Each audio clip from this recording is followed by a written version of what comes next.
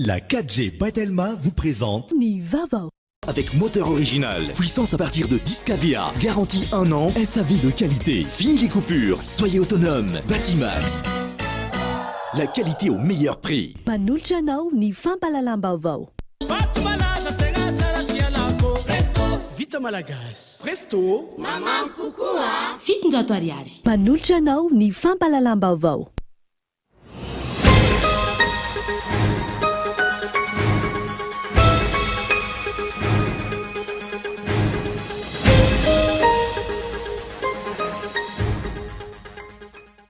Manana ndraikitra lehibe amin'ny fiarovana ny fiandrianam-pirenena ny folo alina ny filohan'ny repoblika androany nandritra ny lanonana fametrahana galona ireo manambonina randiany faharoa amby efapolo navita fiofanana teo anivon'ny akademia miaramila tany Antsirabe.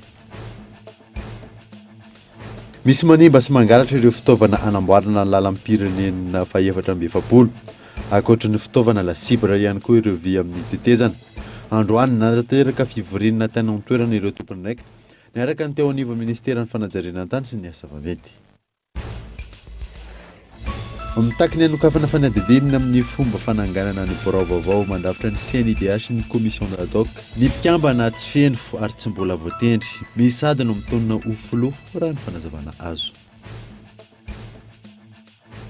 Amin'izao fotoana izao manomboka mirongatra ireo olona tratra ny ambalavelona amin'ny endriny vaovao any amin'ny faritra Andapa. Tsy tompony tena nitsony ka manao akasiparana ireo mponina. Maresaka iraisam-pirenena manomboka hita taratra ny nivon'ny hôpitaly ny fiantraika ny 4e vague any Frantsa. Hatreto 5,4 alina ireo tranga vaovao tao anatin'ny 4 ora farany. Ny adidy revatra.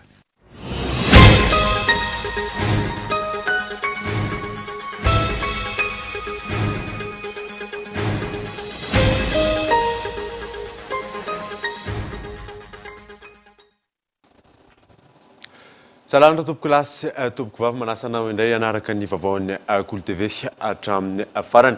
Nanomboantsika n'izany amin'ny ity alina ity dia manana andraikitra lehibe amin'ny fiarovana ny fiandrianam-pirenena ny folo alina ho ny filohan'ny repoblika androany nandritra ny lanonana fametrahana galona ireo manambonina navita fiofanana teo anivon'ny akademia miaramila tany Antsirabe ny alarana efso.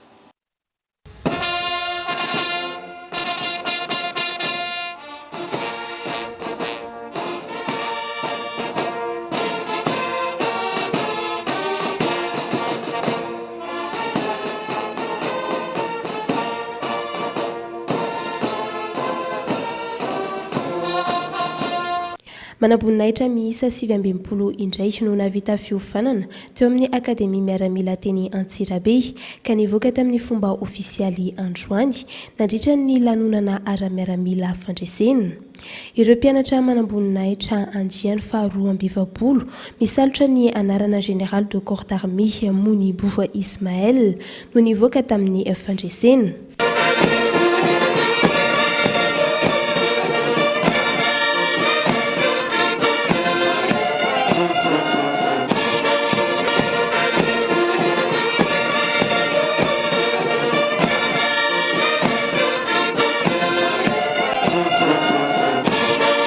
Manana andraikitra lehibe ireo mpitandro ny filaminana fa indrindra ireo miaramila mandrafitra ny folo alina amin'ny fiarovana ny fiandrianam-pirenena. Manomboka amin'ny masinareo izany. Manoloana ny andraikitra izay raisinareo dia ho anisan'ireo andry kiadon'ny firenena ahatanjoka ahavozona ianareo. Koa ianareo noa yakina ny fiandrianam-pirenena sy antoko ny fandriam-pahalemana eto amin'ny tany Madagasikara. Hitandro ny fankaminana eo anivon'ny fiarahamonina ary avo ny vahoaka sy ny fahaitan-drazana ianareo. Manana andraikitra manokana ny folo alina amin'ny asa fampandrosoana satria ny vahoaka milamina no afaka mamokatra sy mandroso. Manoloana ny toedrara misy eto amin'ny firenena ankehitriny, tsy maintsy mandray ny andraikitra nankinina azy ireo miaramila ohatra ny filoha. Ankehitriny dia miova ny ambana izay miangasika ka tsy maintsy marayabaitra feno ianareo miasika izay rehetra mety anohitohina ny fianakavirenena sy ny filaminana koa fantatro ary matoky ao fa hotanairanareo atsaka sy andavany izany adinomasina izany. Namafisan'ny ministra ny fiarovam-pirenena nandritra ny lahateniny fa tsy mivadika amin'ny adity sy ny andraikitra asahany ny folo alindamalagazy. Ny folo alindamalagazy dia tsy manaiky ary milaza aminareo eo amin'ny fiarovana ny fianakavirenena. Fiarovana ny filohan'ny repoblika izay faharatana folo alindamalagazy. Fiarovana ny vahoaka malagasy amin'ireo izay mety mpanasitraka sy mpanakotana na Amerika izany na Venezuela. Sasany folo alindamalagazy. Nandritra ny lanonana ihany koa no nanomezana anarana ireo mpianatra ho manamboninaitra andriany fa 420 izay misalotra ny anarana Amiral Didier Ratsiraka Ignace. Ankilany notokanana taoriny ny lanonana ihany koa ny trano fianarana sy fametrahana ny paikady eo anivon'ny akademia. Izany vaovao misongadina ihany koa dia misy manimba sy mangalatra ireo fitaovana anamboarana ny lalam-pirenena RN44 ankoatry ny fitaovana lasibra ihany koa ireo ve amin'ireo tetezana androany nanatanteraka fivoriana tany an-toerana ireo tompon'andraikitra niaraka tamin'ny ministera ny fanajarenan-tany sy ny asa vaventy Abraham Randriamanana. Nisehoana tranga fisoparana maromaro ny asa fanamboarana ny lalam-pirenena fa 420. Isan'izany ny fanimbana sy fangalaran'ireo singa amin'ireo fitaovam-piasana toy ny fitotoana vy, ny fiara vaventy, ireo vy amin'ireo tetezana, ny fanafiana ny bazy vy nataon'ny olon-dratsy sy ny maro hafa. Miteraka voka-dratsy amin'ny fanatanterahana ny fanamboaran-dalana any an-toerana manoloana io, ny fisiny tsy fandriam-pahalemana any amin'ny faritra Alaotra Mangoro. Tena izy moa zany dia resaka fandrobana ny société io tena voaray anisan'ny hita tao anatin'izany ny fitaovam-piasana hita tao anatin'izany resaka gasoil sy ny maro hafa zany reo zany tena hita ny mety ho fiantraikany voalohany aloha zany dia lasa mietana ny fahavitan'ny asa satria rehefa lasa le fitaovana misy banka le fitaovana dia tsy afaka miasa fa raha mitoy zany le izy mety misy fiantraikany hatramin'ny fanajanonana le tetikasa mihitsy ny ara. Notontosaina tao amin'ny komina Morarano Garandroany ny atrikasa izay nandraisan'ireo manam-pahefana ambony ao amin'ny faritra Alaotra Mangoro Anjara notarihiny prefektura Ambatondrazaka ireo ben'ny tanàna amin'ireo komina amin'ny lalam-pirenena fa 420 iny ireo mpiandraikitra ny fandriam-pahalemana ary ny teo anivon'ny ministeran'ny fanajarenan-tany sy ny asa vaventy niaraka tamin'ny tompon'andraikitry ny tetikasa PACT. Tanjona amin'izany ny anamafisana ny fandraisana andraikitra sy ny fijerena vahaolana ametrahana ny fandriam-pahalemana manerana ny lalam-pirenena fa 420. Tao aorianan'izay le atrikasa izay dia nisy fanambarana iombonana ity iraisan'ny tompon'andraikitra rehetra isany amin'ny fanamboaran-dalana ny RN44 sy ny autorité locale. Le izy zany dia eritreretina hiatra avy hatrany samy andray ny andraikiny daholo ny tompon'andraikitra isa tokony hanao izay rehetra azo atao zany anaterahana izy avy hatrany. Fanetanana ny mponina zany anisan'ny tena zava-dehibe izay nataonay satria ambaranay foana fa ny RN44 dia tsy hoan'ny vahiny fa tena mipetraka ho fananana amin'ity tanàna sy ny vohitra izay andalovany ity. Alamina ary sy hoisy intsony ny zavatra ohatran'ireny ary tany filaminanao dia efa mampitandrina sady ihany koa ireo izao manana eritreritra ny mbola anao tsy emotra zay ary hiezaka mihitsy zany hamongotra an'izareo. Ankoatra ny fanentanana ireo mponina, ho amafisana ny fanaraha-maso ny fanatanterahana ny fanamboarana ny lalam-pirenena fa 420 ao amin'ny faritra Alaotra Mangoro raha ny tapaka nandritra ity atrikasa ity.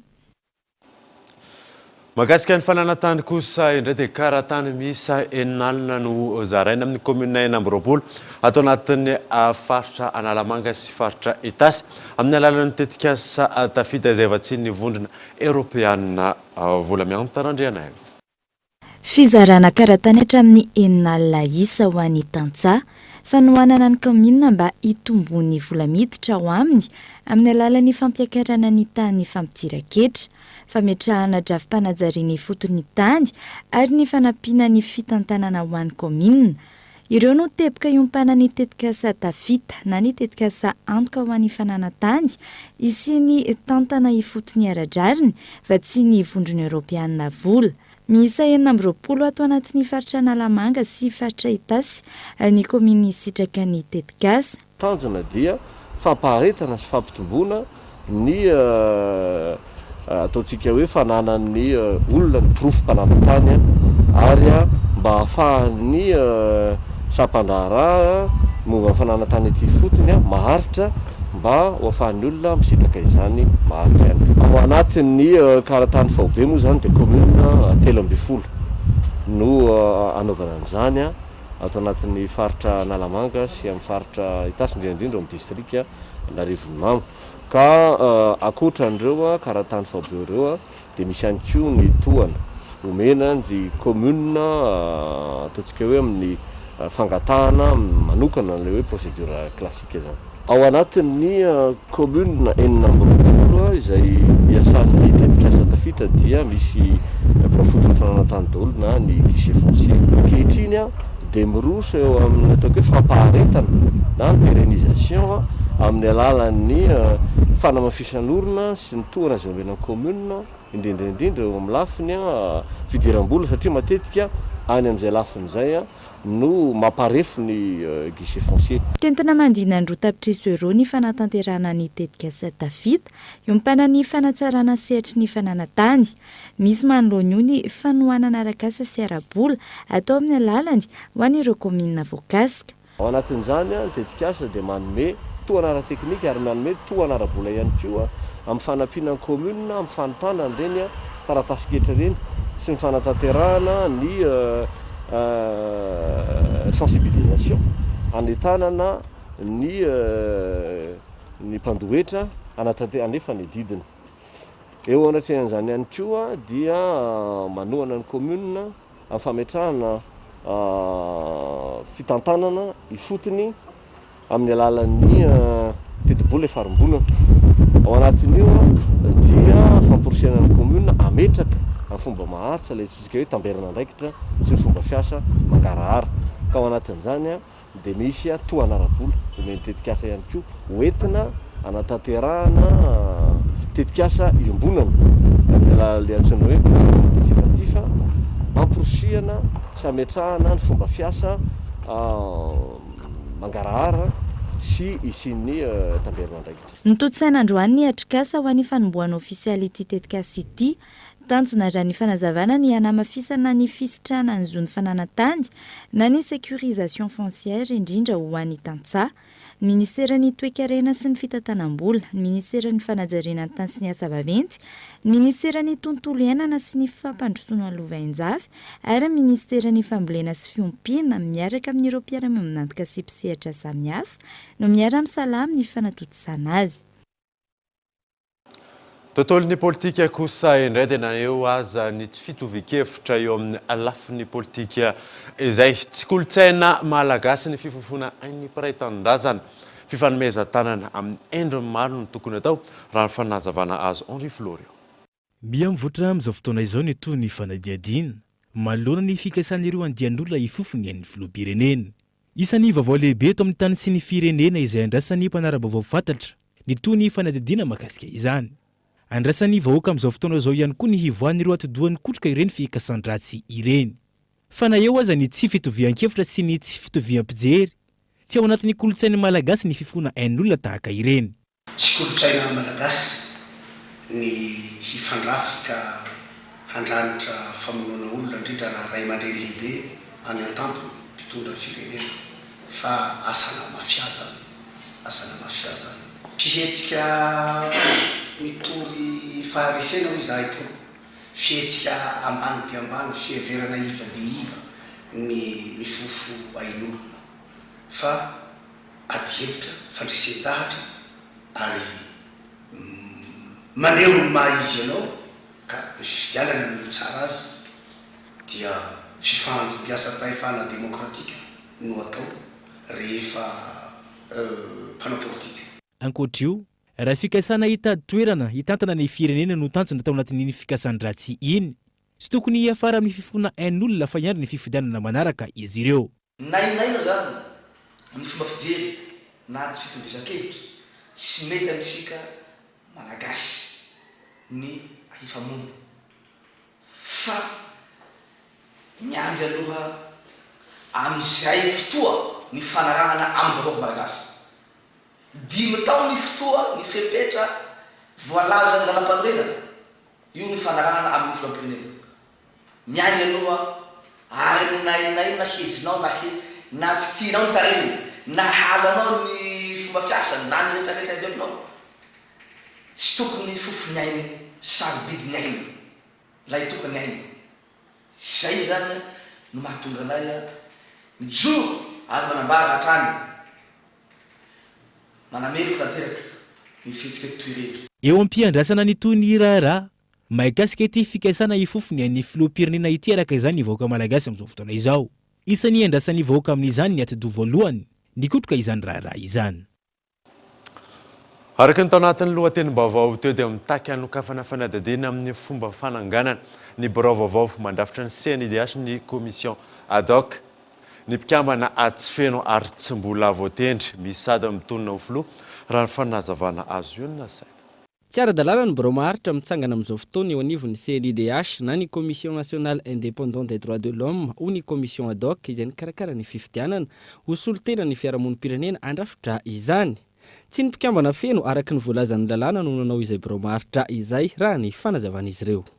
Mariana koa fa tsy nisy hoe fanadiadiana natao na verification natao satria hoe mety hoe nisy zavatra tsy nitombona na tsy ara-drarina na tsy nety nandritra ny fifidianana andreo mpikambana teo amin'ny CNIDH ireo, tsy nisy an'izany hatreto fa niandry foana ny commission ad hoc tamin'ny 7 ny volana Jolay nefa dia nahita zahay nampandre ny commission nationale indépendante des droits de l'homme fa tafapetraka ireo mpikambany birao maharitra ary tamin'ireo olona voafidy anankidimy tamin'ny 7 ny volana novambra 2024 dia 3 no tafiditra ao, ny anankiroa izay solotena ny fiarahamonim-pirenena misehatra eo amin'ny zon'olombelona dia tsy tao anatin'io, zany hoe tsy feno zany ireo mpikambana ao anatin'ny CNIDH indrindra ireo mpikambana avy aty amin'ny fiarahamonim-pirenena. Manoloana izany mitaky ny anokafana fanadihadiana ny commission ad hoc ny karakara ny fifidianana momba ity toedrarà eo anivon'ny CNIDH ity.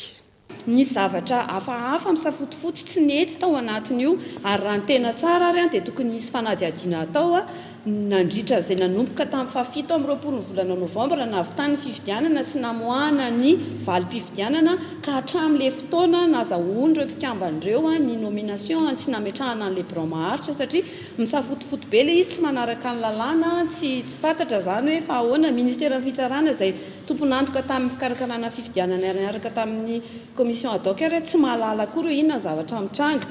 Tsy ivona ny 10 hatramin'ny 17 ny volana novambra 2024 no nitanterana ny fifidianana teo ambany fanaraha-maso ny firenena mikambana sy ny ministerany fitsarana. Tamin'izany no nivoaka ny anaran'olona 5 avy amin'ny fiarahamonim-pirenena andrafitra ny birao vaovao ny CNIDH. Noho ny antony tsy fantatra hoy ny fiarahamonim-pirenena sy ny commission ad hoc, ny 3 ihany no namoahan'ny fiadinan'ny République ny décret de nomination ary tsy nivoaka ny ambiny hatramin'izao. Ireo 3 efa nahazo izany nanangana avy hatrany birao maharitra sy nanome andraikitra ny tsirairay. Fomba fiasa izay tsy mifanaraka amin'ny lalàna antony angatahan'izy ireo ny fanadihadiana lalina. Tsy mifanaraka amin'ny lalàna mifehy ny fanaovana fitsiriana mahazo amin'ireo komuna miisa 7 ao anatin'ny distrikena Tsimondrano raha nambaran'ireo Bentanala. Manoloana io dia niona tamin'ny filohan'ny antenimieran-doholona izy ireo nitondra ny fitarainanao Riflorio. Iharan'ny fampitahorana sy fanenjehana ataon'ireo tompona ndraiky mpanjakana mpanao fitsiriana eny anivon'ny komuna. Ireo komuna miisa 7 amin'ireo 12 ao anatin'ny distrikeny Tsimondrano iny amin'izao fotoana izao. Niona tamin'ny filohan'ny antenimieran-doholona izy ireo ary nitondra ny fitarainana mahakasika izany. Tsy mifanaraka amin'ny lalana velona ny fanaovan'ireo tompona ndraikitra ny fitsiriana izay tokony ho ataony raha ny nambaran'ireo ben'ny tanàna. Misy komuna 7 zay zany zao no tratran'izany inspection zany. Ny inspection tsy maninona ary tsy manakana ny fanaovana an'izany zay satria andraikitra amin'ny tokony araiky mpanjakana izany fa tsy mifanaraka amin'ny lalàna mifehy amin'izany fanaovana fitsiriana izany no mahazo anay satria dia fampiororona fampitahorana no zavatra mahazo anay eny amin'ny foloboaka itsanjarabaifana ka izy moa ray aman-dreny zay izahay no namepaka azo am'izao toerana izao dia rary loatra raha mitaraina eo fidiny hoe ampitainana amin'ny filohan'ny republika ampitainana amin'ireo tompona andraikitra amin'ny indrindra eto amin'ny firenena mikasika anareny fitsiriana ireny ny hoe tokony isy latabatra boribory ho atao namafisin'ireo ben'ny tanàna atrany fa tsy ampy ny fampiofanana ho azy ireo ka tokony hisy fampiofanana mba hisoroana ny lesoka izay mety iseho amin'ny fitantanana ny commune ary zay indrindra no fampizarana ny hoe tsy dia ny fampitahorana ny zavatra lehibe fa ny fampiofanana ny fampiafana fa fampianarana indrindrandrindra zany hoe raha ingamina ny teny baiko tsotra ny hoe farafaharatsiny mba misy ny atao transfert de compétence formation ihany koa na koa ireo karazany zavatra tsy olona fantatry ny tanàna satria raha tsika mahafantatra fa tsy misy zany école primaire izany école firenena ary tsy mivoaka avy eny amin'ny enam koa ireo ben'ny tanàna ireo raha nianatra ihany koa tany amin'ny CNFA fa dia olom-bifidy tsotra ny vahoaka tsotra amin'ny fidy azy nanamafy ny filohan'ny antenimieran-dolona nandritra ity feonana ity fa tsy azo ekena ny fanitsakitsana ny asan'ireo ben'ny tanàna ireo sy ny fitondram-panjakana misy ankehitriny izay manao ny hainy tsoa zavatra amin'ny fampandrosoana ny firenena fa na efa misy manana ny traikefana aza ireo ben'ny tanàna ireo tena ilaina ny fiofanana sy ny fampianarana amin'ny lafiny fitantanana ny tanàna izay tsy mitsahatra mivoatra trany ankehitriny mahakasika ny antontanisany covid-19 kosa indray dia araka ny tatitra izay navoaka ministera ny fahasalamam-bahoaka tamin'ity androany ity ray no matin'ny covid-19 teto Madagasikara fitony tranga vaovao ary 12 ireo sitrana soamantsara tonga eto amin'ny fotoanany dokavarotra isika orenan'izay dia hiditra mivatana ato anatin'ny fampahalalam-baovao ionina saina hitondra ireo vaovao sy maresaka any ivelany any rehefa avy ary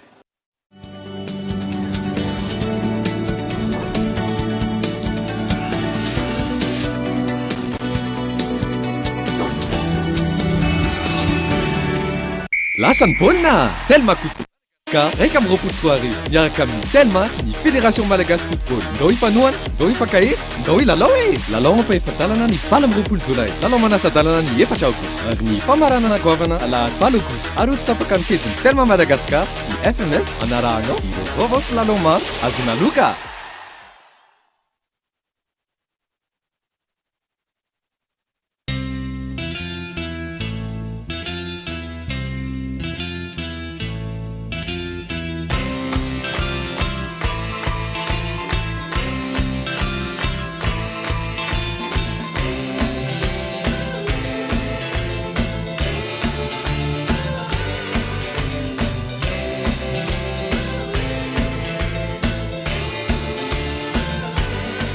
Avec Gino, laissez-vous transporter au cœur de la nature.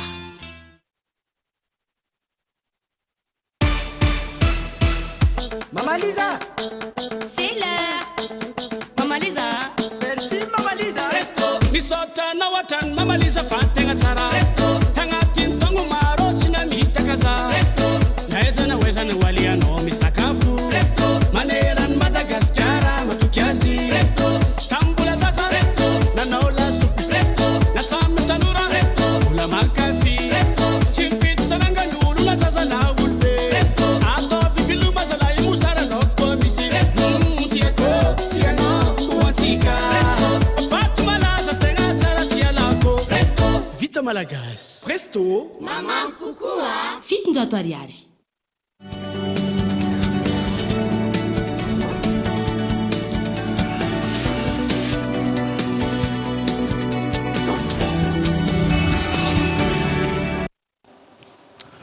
Araka ny efa nambara teo moa dia hiditra mivatana ato anatin'ny fampahalalam-baovao ny namana mpanao gazety ionina saina hitondra ireo vaovao sy maresaka any ivelany any amin'ny azao valora sasany latsaka kely izao ary rehefa vonina ny sary dia ndao ary rahantsika avy hatrany izany.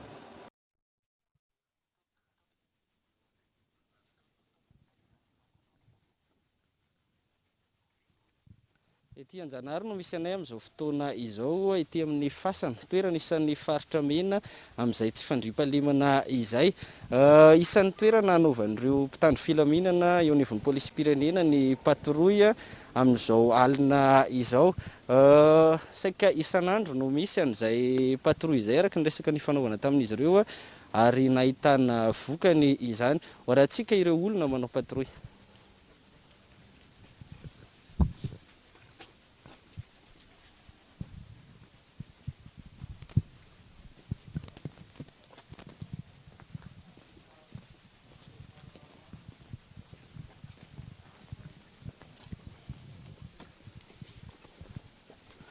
Ya, manoloana antsika eto i commissaire Tombosoa tompona andraikitra eto anivon'ny 3e arrondissement manoloana an'izay tsy fandriampahalemana izay. Manahoana ny trangana tsy fandriampahalemana ity amin'ity faritra ity sa ny arenesana sady toerana hitrangana izay tsy fandriampahalemana izay ny toerana ihany koa hitsoahan'ireo olon-dratsy manao ny fanendahana sy ny asa ratsy commissaire. Raha ny faritra Anjanahary manokana zany tao anatin'izay 2 herinandro zay dia anankiroa zany nitrangana fanendahana nitranga taty ary olona anankiefatra zany nitratra taty raha tao anatin'izay 2 herinandro zay. Ao anatin'izay moa manahoana ny lalana amin'izay hoe rehefa tratra ny olona tratra ambodiomby isan'ny mampimenimena ihany koa ny olona hoe efa tratra miverina eny anivon'ny fiarahamonina indray miverina manao an'izay asa ratsy. Manahoana atana tohatra amin'izay rehefa voasambotra ny olona anankiray satria mandeha ihany koa ny resaka hoe misy ny écolage ohatran'izany. Eto anivon'ny polisy pirenena manokana ny anjara andraikitray dia manao famotorana. Rehefa vitanay ny famotorana, taratasy-pamotorana miaraka amin'olona voasambotra dia alefanay eny amin'ny fitsarana. Anjaran'ny fitsarana no manapaka na meloka na tsy meloka ny olona anankiray. Izay ny tana tohatra lalovana zany. Manahoana moa zany ny patrouille tahaka an'izao hatramin'ny firy aiza avy ny toerana satria maro ihany koa menomenona hoe tsy hita tsony nisy fotoana izy nitsofoka eny anelakelan-trano tsy nitohy izay resaka fidirana eny anelakelan-trano izay mamongotra ny resaka asan'olona maro samihafa.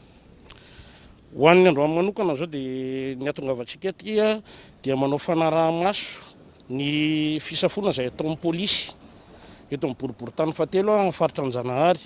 Izay raha ny resaka mandeha moa zany dia hoe betsaka ny asa fanendahana dia izay ny antom-pisiny zao tafiditra indrindra ao anatin'ny vina ministeran'ny filaminam-bahoaka amin'ny fametrahana filaminana maharitra zany. Ny patrouille io dia manomboka ataontsika hoe amin'ny enina amin'ny fotoana fodian'ny olona dia arakarak'izay ny paikady atao. Rehefa betsaka ny olona mody dia eny amin'ny arabe aloha ny ahitantsika azy eny amin'ireny fiandrasana taxi be ireny dia rehefa mandeha ny ora dia mitsofoka tanàna arak'ilay voalazanao teo. Ankoatra ny patrouille misy mpitandro filaminana ihany koa tazana ety an-toerana commissaire ny mpitandro filaminana izay tazantsika ity ivelany indray zany dia manao contrôle de sécurité na ny olona mandalo io na ny olona na ny fiara na ny kodiaran-droa. Ny anton'izay dia raha ny fahenoantsika azy amin'izao betsaka tokoa ireo asa ratsy zany ataon'ny jiolahy amin'ny alalan'ny kodiaran-droa dia manao fisavana zany izy ireo. Izay ny antom-pisin'izy ireo aty amin'ny arabe.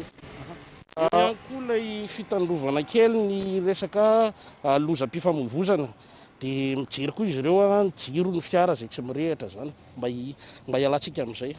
Izany hoe sokajin'olona ohatrany ahoana no iaran'izay fisavana izay ny mpandeha tongotra ny mpandeha moto? Samy iarany daholo rehefa mivezivezy amin'ny alina zany. Tsy manatandoka ny ratsy dia manao ny asany mpitandro filaminana amin'izay fisavana izay. Ankoatra ny ety amin'ity toerana ity maromaro ny faritra mena manao ahoana ohatr'izao daholo eny amin'ny toerana any sa manao ahoana? Misy paikady izay atao ary misy laminasa izay atao. Répartition moa filaza azy izay mivoaka isa maraina dia misy eny amin'ny faritra Kadifotsy, misy ny eny amin'ny faritra Mbodakady Andramamy iny, misy ny eny amin'ny route circulaire Pandrana rehetrarehetra iny dia sahala amin'izao daholo ny asa atao zany.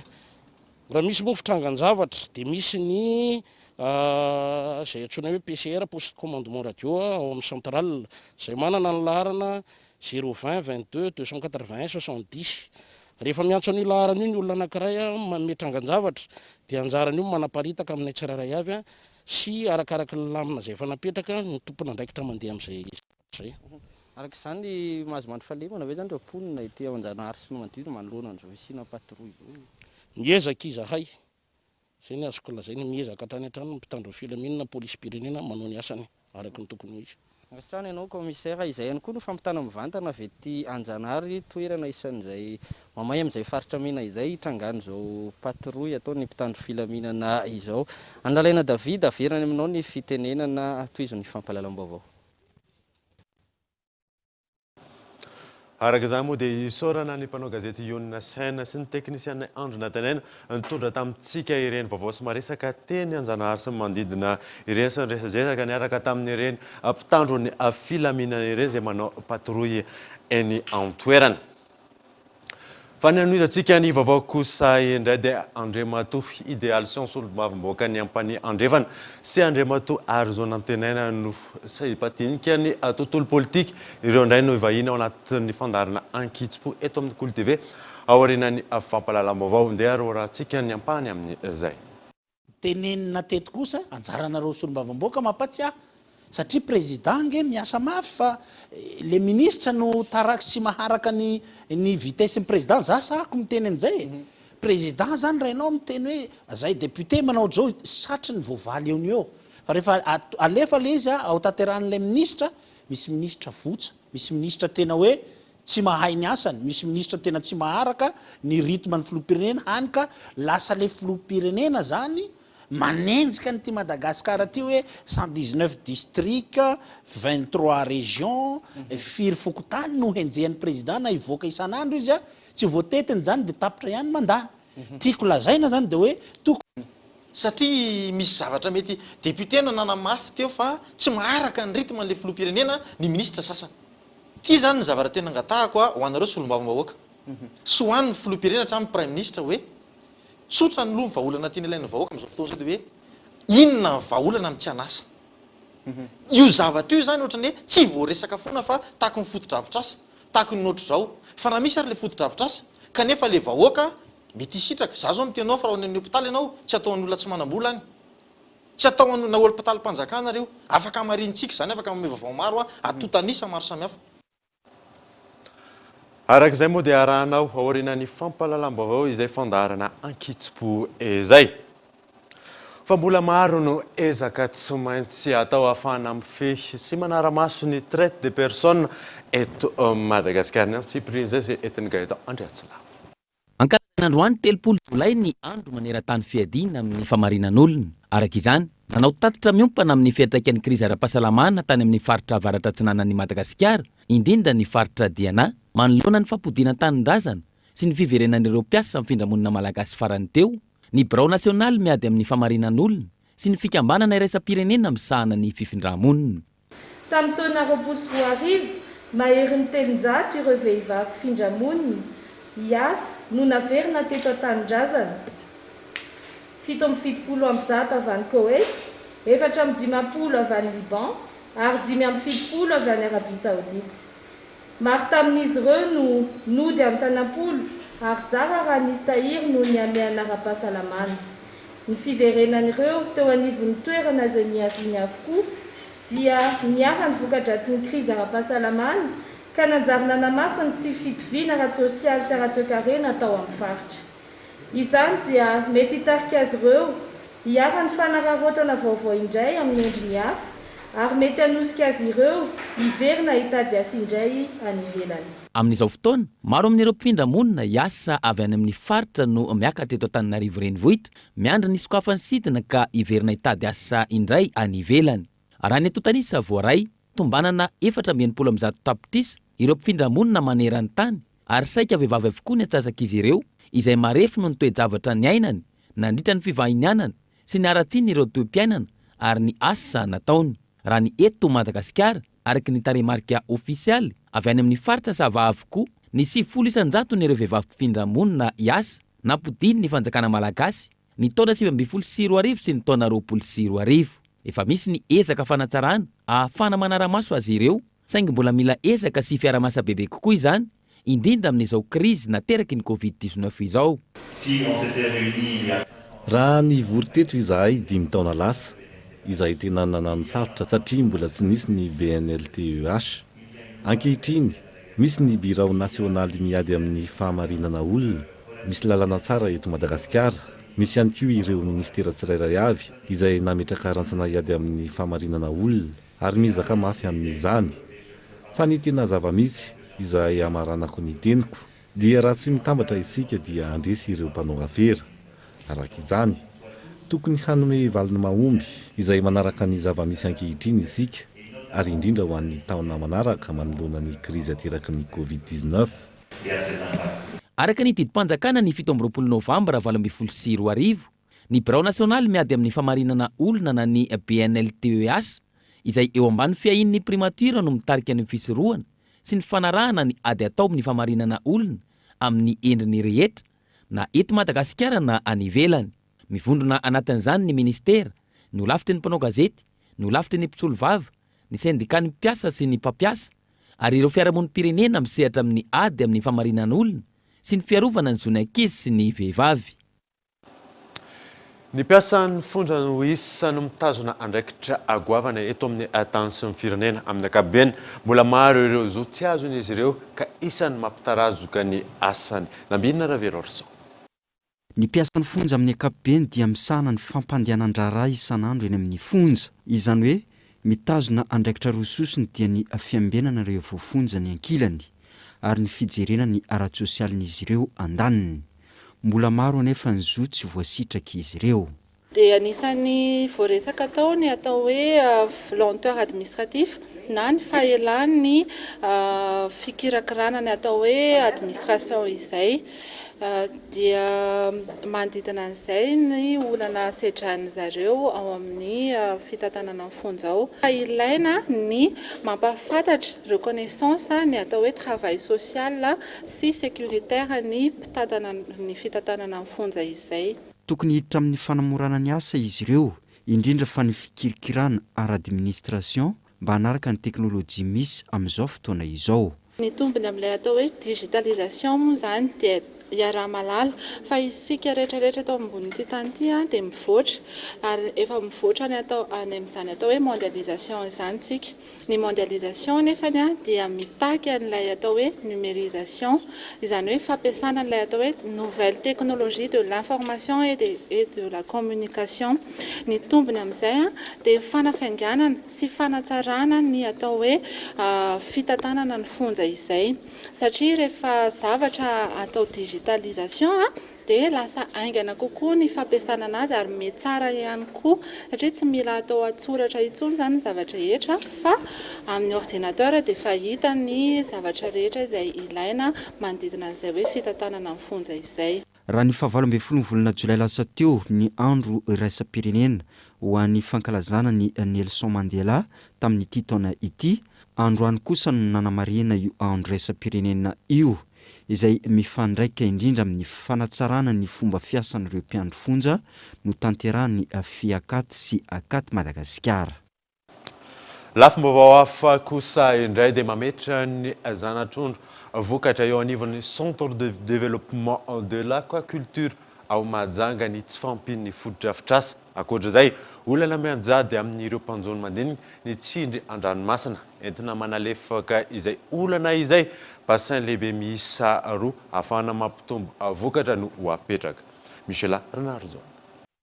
Sanatr'ondro enezatra amin'ny 7 hetsy isan-taona no vokatra eto amin'ny centre de développement de l'aquaculture eto Antsahan'ny Bingo Mahajanga izay eo ambany fiahin'ny ministera ny fambolena, fiompiana ary ny jono. Vokatra izay ambany rampitaina amin'ny fahaiza-manaon'ireo teknisiana raha ny fanazavana. Olana goavana mipetraka amin'izy ireo ny tsy fampiny foto-drafitrasa ahafahana mamokatra zanatr'ondro mihoatra ny iray tapitrisa isan-taona.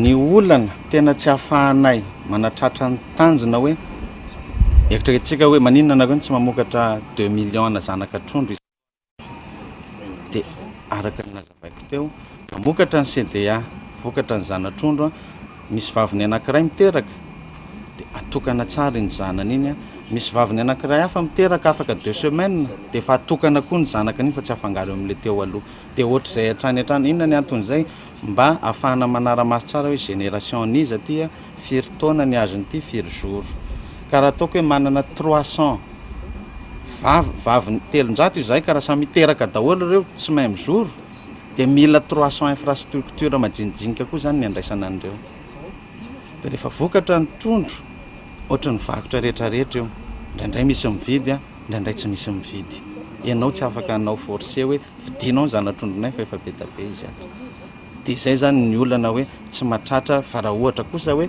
misy ny commande ataontsika hoe 2 millions zanatrondro ka mba manana infrastructure afaka ndraisanay amokaranay an'izay zahay dia possible ny atratrarany CDA.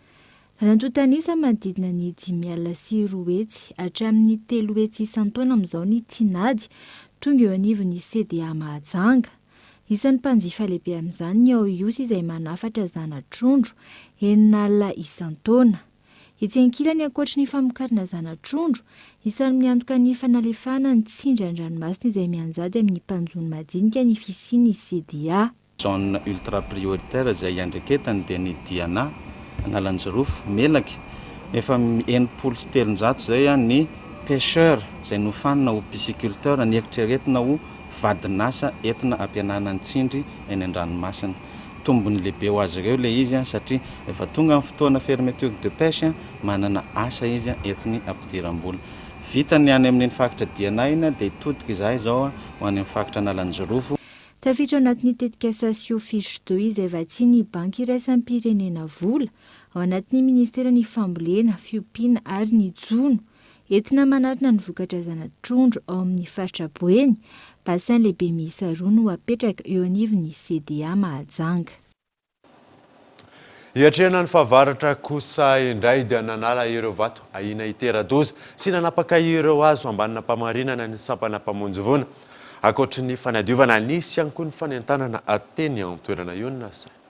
Isoroana ny loza miverimberina eny ambanina mpahamarinana rehefa fotoam-pahavaratra. Nidina teny antoerana ny teo anivon'ny sampana mpamonjy voana ny jereo vato ahina iotsaka ka nanala izany ihany koa nametraka ho amin'ny toerana azo antoka. Ankoatr'izay nisy ihany koa ny fanisorana ireo azo izay anamevanana eny faritra ambony eny. Ny fipinana ifotony eto moa zany dia hijery ny fivoaran'ny asa izay famarina ny fangatahan'ny mponina sy ny mpandeha amin'ny lalana ambanina mpamarinana ity avy ny akady lalana miakatra aty ny fiangonana mpamarinana. Ny tanjona ny asa tanterahan'ny commune urbaine Antananarivo. Ankoatra ny asa fanadiovana, ny entanina ihany koa ireo olona monina eny amin'ny manodidina mpamarinana, indrindra ireo tandindon-doza hitady toerana azo antoka honenana dia ny izao isoronana ny vona mety hitranga. Ho any amin'ny faritra kosa indray isika dia amin'ny izao fotoana izao dia manomboka mirongatra ireo olona tratrany Ambalavelona amin'ny endriny vaovao any amin'ny faritra Andapa. Tsy tompony tena nitsony izay tratraka manao ankasiparana ny ireo mponina Sabina Rarson. Miverina indray ilay aretina Ambalavelona miseho amin'ny endriny vaovao ao amin'ny fokontany Atsamiango, commune Ambodidivaina, district Andapa amin'izao fotoana izao. Hita fa saika tanora avokoa ireo olona voan'ilay anjaranitsy any toerana ankehitriny. Mandrava fananan'olona sy manao herisetra no ataon'izy ireo. Toa vaomey miha-matanjaka ireo tratran'ny aretina ka maro ireo mponina no hiaran'ny akasiparana sy rava-fananana. Nidina tany fotony ireo mpitandro ny filaminana nijery ny toedra rà, kinanjo torabato no nitsena azy ireo ary nandray andraikitra avy hatrany moa ny mpitandro ny filaminana. Teo zany no misy ny fanjevona satria olo mandeha andrivony no ny torabato tsy ankijano ny mpitandro filaminana zay tonga tany. Vokatra zay dia maro be ny gendarme, polisy miaramila zay naratra ary misy ara ny vaclo. Simba koa ny fanagam-panjakana, ny tomobilin'ny district, ny tomobilin'ny gendarme, vaky aby ny vitre rehetra, ny parabrise sy ny tariny. Ary kepokepo le carrosserie tratran'le torabato misy ara ny globe ny jiron'le 4x4 vaky satria fa maro loatra le torabato sy le olona nano zay torabato. Tamin'iny andro alakamisy fa 20 jolay ma zany misy valo voasambotro mitandro filanina. Ireo olo zay neritrerety ny fahavona Ambalavelona. Fa nagaga rehefa voasambotro ireo olona reo, andeha tanora reo, tonga taty Andapa dia niala ho azy le anjaranitsy. mbola anidina taty an-toerana ihany koa ny gouvernoura niaran-dinika tamin'ireo ny boafidy toy ny solombavambahoaka sy be ny tanàna ary ho tompona mpanjakana isan'ny tokony nandamina ny raharaha. Aretina miseho amin'ny endriny hafakely no hita ary izy ireo moa milaza fa afaka manadio tanàna amin'ny alalan'ny fisamborana mpamosavy. Misy mihitsy ny fisamborana olona atobiny amin'ny toerana iray mihidy. Ny afara tamin'ny famoizana ny olona mihitsy moa ny zavatra nataon'izy ireo. Nanentana ireo olona ny solombavambahoaka tany toerana mba ho tsy ho voarebirebin'izy ireo. Ka dia manomboka ozakay ny toromarika napetraka ny gouverneur-ny faritra mangavina ireo arahintsika. Ny toromarika apetraka ny mpitondra eto an-toerana mangavina ireo arahinareo. Ny toromarika apetraka ny ray aman-dreny ara-panahy, apetraka ny ray aman-dreny ara-drazana, apetraka ny fiarahamony mangavy atsika arahintsika fo masoa atsika zay. Nafy loatra hely miafarany egny na fo avako aby mafy zay ne ka dia mangavy atsika mba hotony amin'izay. Efa nahiditra an-tranomaizina ilay raim-pianakaviana vao atondry fa manaparitaka izao aretina izao. Raha ny fantatra, nanomboka ny volana Martsa lasa teo, misy 5 ireo tanora nahitana ny tranga tamin'ny endriny vaovao. Efa nisy ny fanadiovana ny tanàna tamin'ny omby mazava loha teo amin'ny renivohitra ny commune ary efa sitrana avokoa ireo olona narary ka izao niverina nirongatra izao indray ny aretina. Maresaka iraisam-pirenena kosa indray dia manomboka hitantaratra eny anivon'ny hôpitaly ny fiantraikan'ny 4e vague any Frantsa amin'ny izao fotoana izao. Hatreto 5:02 alina ny tranga vaovao atao anatin'ny 420 ora farany fanadina. Au centre hospitalier de Strasbourg. Isan'ny mahatsikaritra ny fidiran'ny Frantsa anatin'ny 4e vague ny Covid-19 ny mpiasan'ny fahasalamana eo anivon'ny centre hospitalier de Strasbourg amin'izao fotoana. Tao anatin'ny 10 andro tafiakatra 740 ny mararin'ny Covid-19 raisina an-tanana eo anivon'ny hôpitaly raha toa ka 2 izany teo aloha. Voakasika avokoa ny salan-taona rehetra saingy isan'ny latsibatra ny tanora eo anelanelan'ny 20 hatramin'ny 29 taona indrindra ho an'izay tsy mbola nanao vaksiny fanefitry ny Covid-19. Raha ny marary eny anivon'ny sampana famelomana kosa indray maherin'ny 10 izy ireo no manaraka fitsaboana. Raha toa ka 5:02 alina ny tranga vaovao tao anatin'ny 420 ora farany. Na miazakazakaza araka izany ny fanaovam-baksiny any Frantsa, tsy mbola ampy ny hetsika hanatrarana ny immunité collective ilaina amin'ny fanapahana ny roim-pifindran'ny Covid-19. Et au manque de renfort dans les services. Dia izay indray mamara vaovao tamin'ny tezoma alina ety ankasiana nanaraka izany soava tsara torto.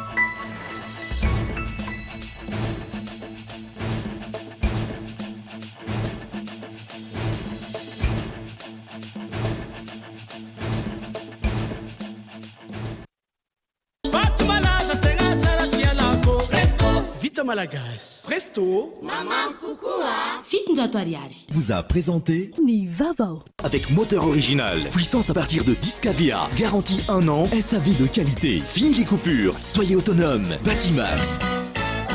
La qualité meilleur prix. Vous a présenté Ni Vavao.